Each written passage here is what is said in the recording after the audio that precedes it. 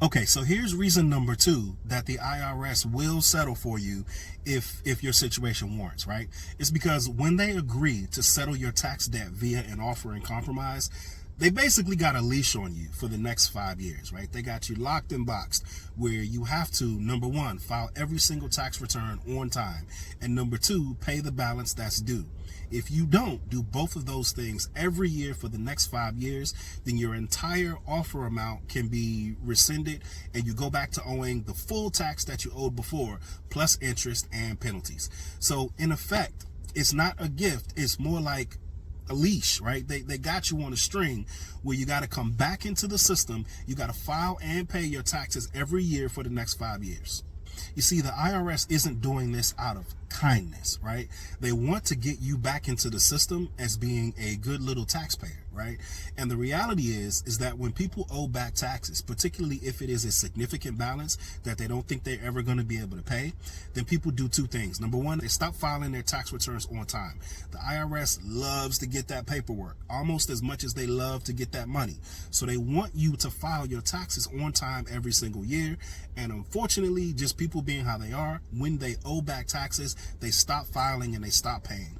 So the offer and compromise 5-year requirement basically traps you into filing and paying on time for the next 5 years and rebuilds that habit of you filing and paying on time and gets you out of that old habit of not filing and paying because you know you owe back taxes.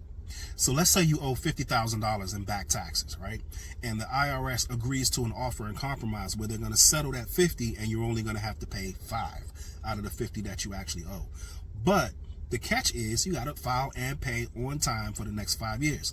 So let's say 2 years down the line, you fail to file a tax return.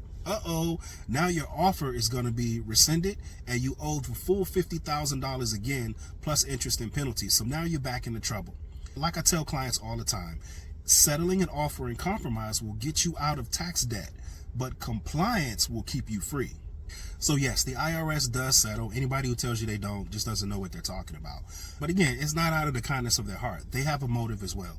They want to make sure that you become a good filing and paying taxpayer every single year. So you get relief from the old debt, but they get you back on the books as an asset, basically, as a filing and paying taxpayer.